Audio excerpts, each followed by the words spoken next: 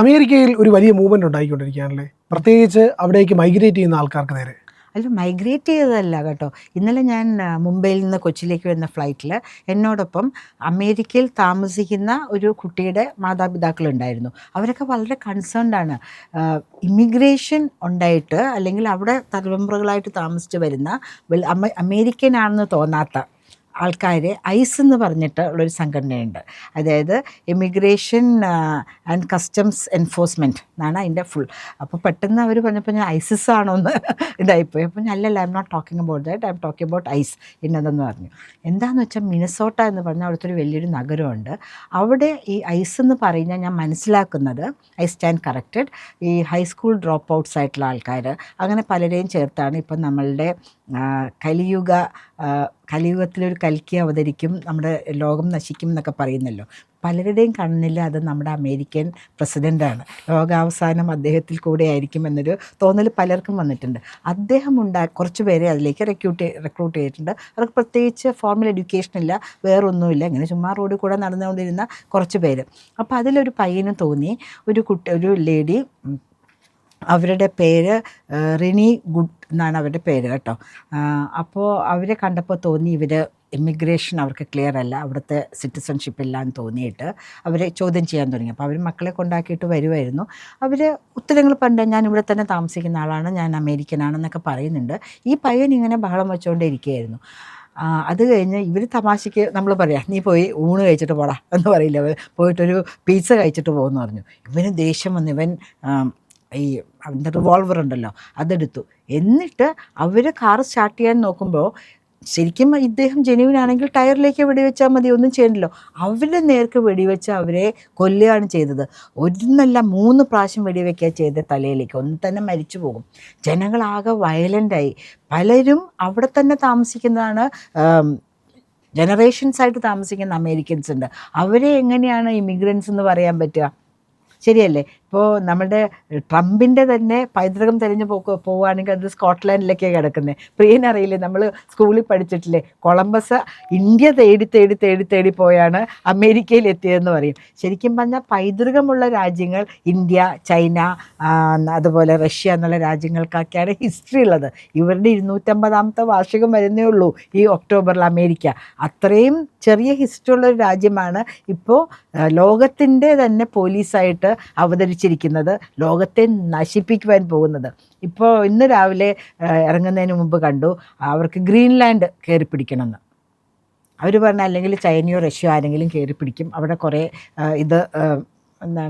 ലോഹങ്ങളും അതിൻ്റെയൊക്കെ കുറേ അസറ്റ്സ് ഉണ്ട്, ഭൂമിക്കടിയിൽ കിഴക്കുണ്ട്, അവർക്ക് അതൊക്കെ വേണം. അതിന് വേണ്ടി ഗ്രീൻലാൻഡ് എന്ന് പറഞ്ഞൊരു വലിയൊരു രാജ്യമാണ്. അവർ പറഞ്ഞ് ഞങ്ങൾക്ക് ഡെൻമാർക്കുമായിട്ടാണ് ഞങ്ങളുടെ ടൈപ്പ് കിടക്കുന്നത്, നിങ്ങളും ഞങ്ങളുമായിട്ട് എന്ത് ബന്ധം? ഉടനെ അവർ പറയും ഞങ്ങൾ സാങ്ഷൻസ് പ്രഖ്യാപിച്ചു. റഷ്യ കയറി യുക്രൈനെ അടിച്ചപ്പോൾ അവർ സാങ്ഷൻസ് പ്രഖ്യാപിച്ചു.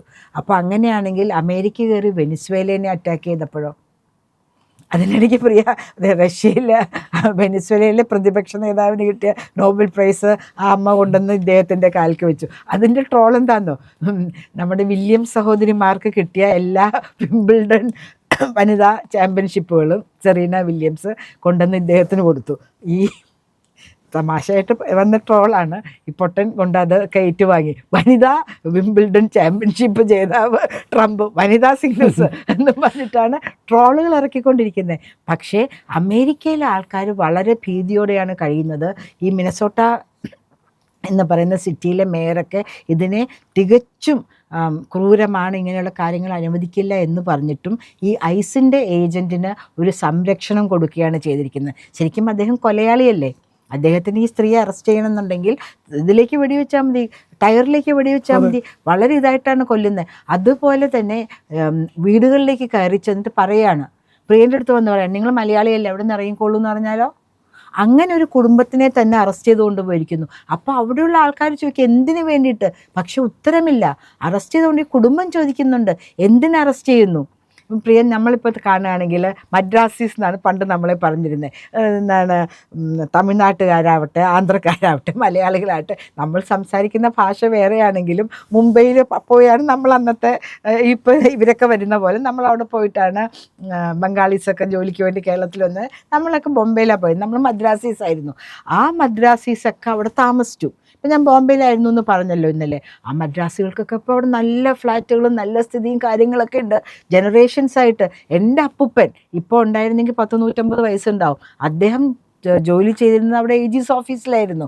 അപ്പോൾ അദ്ദേഹം ഇപ്പോൾ പറയാണ്, നിങ്ങൾ ഇവിടുത്തെ ആളല്ല, നിങ്ങൾ പോകും. എൻ്റെ അമ്മ ജനിച്ചതും വളർന്നതും വിവാഹശേഷമാണ് ഇങ്ങോട്ട് വന്നത്.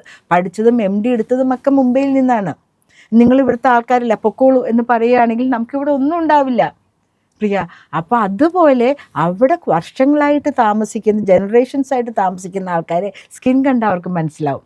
ഇപ്പോൾ നമുക്ക് കണ്ടാൽ ചിലപ്പോൾ മനസ്സിലാകും അല്ല ഇവർ അവരുടെ മുഖത്തിൻ്റെ ലുക്ക് കൊണ്ടോ സംസാരം കൊണ്ടോ തമിഴ്നാട്ടുകാരനാണ്, ആന്ധ്രാപ്രദേശുകാരനാണ്. പക്ഷേ മുംബൈ താമസിക്കുന്ന ആൾക്കാർക്ക് മനസ്സിലാവില്ല. പുറത്ത് താമസിക്കുന്ന ആൾക്കാർക്ക് നമ്മളൊക്കെ ബ്ലഡി ഇന്ത്യൻസാണ്, അടിമ രാജ്യത്തു നിന്നുള്ള ബ്ലഡി ഇന്ത്യൻസ് എന്ന് പറഞ്ഞാൽ പല പ്രാവശ്യം എൻ്റെ ചെവിയാൽ കേട്ടിട്ടുള്ളതാണ് അമേരിക്കയിൽ ഉള്ള സമയത്ത്.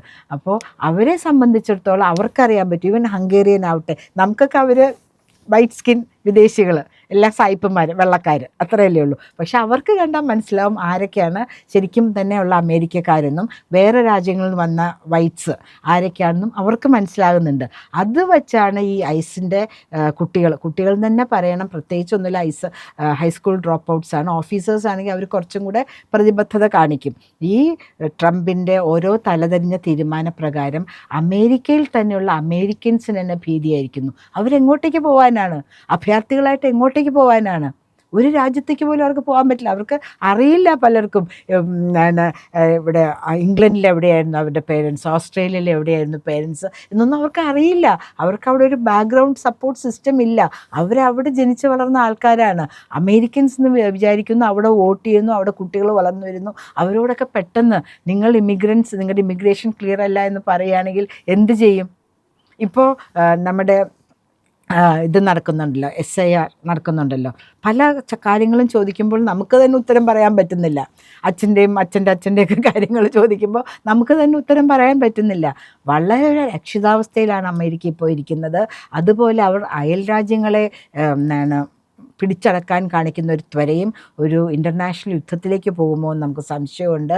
അമേരിക്കയിലുള്ള ഇറാഖിൽ തന്നെ കണ്ടില്ലേ, ഇപ്പോൾ അധിനിവേശം വന്നിട്ട് അവിടെ മെഡിസിൻ പഠിക്കാൻ പോയിരിക്കുന്ന കുട്ടികൾ വളരെ ഭീതിയിലാണ്. അവരുടെ പേരൻസിന് അറിയുന്നില്ല എന്ത് ചെയ്യണം. മെഡിസിൻ കണ്ടിന്യൂ ചെയ്യണം. ഇത്രയും രൂപ കൊടുത്ത് പോയതായിരിക്കും, പകുതി ഇട്ടിട്ട് വന്നാൽ ഇവിടെ അവരുടെ ഭാവി എന്താവും എന്നറിയില്ല. അതുപോലെ അമേരിക്കയിലുള്ള പല നമ്മളുടെ തന്നെ ന്യൂ ജനറേഷൻ പോയിരിക്കുന്നവർ ഇന്ത്യയിലേക്ക് വന്ന് ഇവിടെ ചെറിയ ചെറിയ സ്റ്റാർട്ടപ്സ് തുടങ്ങാനുള്ള തീരുമാനങ്ങൾ എടുക്കുന്നുണ്ട്. അതിനെ നമ്മൾ വെൽക്കം ചെയ്യുന്നു.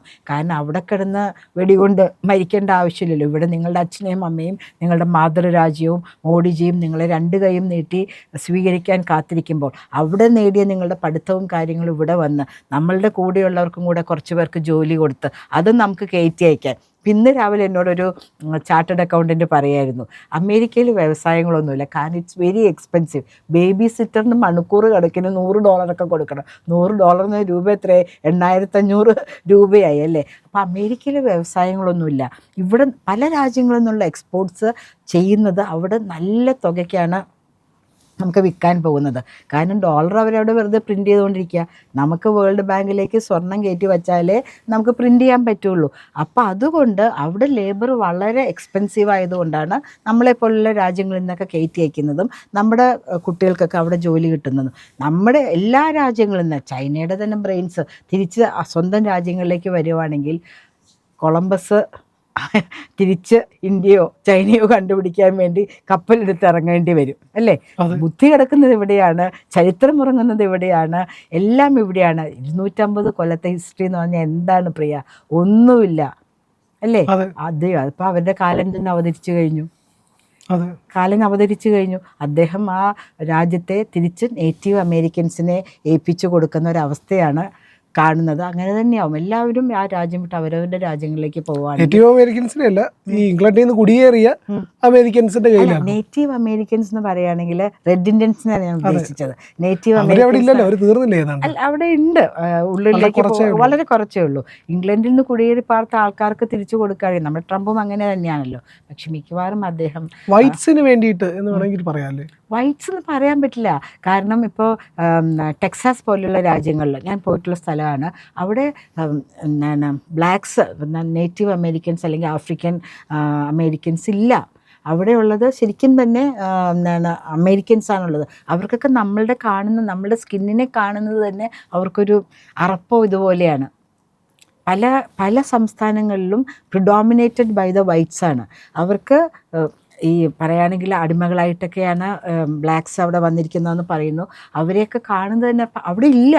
ആ രാജ്യങ്ങളിൽ വളരെ കുറവാണ്, ആ സംസ്ഥാനങ്ങളിൽ വളരെ കുറവാണ്. അപ്പം നമുക്ക് മനസ്സിലാകുന്നത് പോലെ നമുക്കിപ്പോൾ 7 സ്റ്റേറ്റ്സ്, ആസാം, നാഗാലാൻഡ്, മേഘാലയ, അവർക്ക് തമ്മിൽ മനസ്സിലാവും. നമുക്ക് അവരെല്ലാവരെയും കണ്ടാൽ ആസാം മുഖം പോലെ തോന്നുള്ളൂ, ശരിയല്ലേ? പക്ഷെ അവർക്ക് അങ്ങോട്ടും ഇങ്ങോട്ടും മനസ്സിലാവും ഇത് മേഘാലയ എന്നാണ്, നാഗാലാൻഡ്. ഇപ്പം എൻ്റെ കൂടെ അവരൊക്കെ ഉണ്ടായിരുന്നു, ഞാനിപ്പോൾ ബോംബെയിലുണ്ടായിരുന്നപ്പോൾ. അതുപോലെ അവിടെയുള്ളവർക്ക് മനസ്സിലാവും ആരാണ് ആദ്യത്തെ സെറ്റിലേഴ്സ്, ആരാണ് കുടിയേറി പാർത്തുന്നത്. അതാണ് എല്ലാവരിലും ഭീതി ഉണ്ടാക്കുന്നത്. പ്രിയപ്പെട്ട പ്രേക്ഷകരെ, ഇന്ത്യ ലൈവിന് നിങ്ങൾ നൽകുന്ന പിന്തുണയ്ക്ക് ഏറെ നന്ദി. നിങ്ങൾ ഞങ്ങൾക്ക് നൽകുന്ന പിന്തുണയാണ് ഞങ്ങൾക്ക് കരുത്തേകുന്നത്. അതുകൊണ്ട് തന്നെ ഇന്ത്യ ലൈവിൻ്റെ ലോഗോയിൽ ക്ലിക്ക് ചെയ്യുക, ചാനലിനുള്ളിലേക്ക് പ്രവേശിക്കുക, സബ്സ്ക്രൈബ് ബട്ടണിൽ ക്ലിക്ക് ചെയ്യുക, അതുപോലെ ബെൽ ഐക്കൺ കൂടി ക്ലിക്ക് ചെയ്താൽ നിങ്ങൾക്ക് ഞങ്ങളുടെ നോട്ടിഫിക്കേഷൻ യഥാസമയം ലഭിക്കുന്നതാണ്. അതോടൊപ്പം തന്നെ ലൈക്ക് ചെയ്യുക, ഷെയർ ചെയ്യുക, മറ്റുള്ളവരോട് സബ്സ്ക്രൈബ് ചെയ്യാൻ പറയുക. ഇന്ത്യ ലൈവിൻ്റെ പുണ്യം എന്ന ആധ്യാത്മിക ചാനലുണ്ട്. അതിനകത്ത് നിങ്ങൾക്ക് ആധ്യാത്മിക സംശയങ്ങൾക്കുള്ള ഉത്തരം ലഭിക്കുന്നു. അതോടൊപ്പം തന്നെ ജ്യോതിഷം, വിശ്വാസം, അത് സംബന്ധിച്ചുള്ള വിവരങ്ങളും അതിനകത്ത് ലഭ്യമാകുന്നുണ്ട്. പുണ്യം എന്ന ചാനൽ കൂടി നിങ്ങൾ സബ്സ്ക്രൈബ് ചെയ്യുക.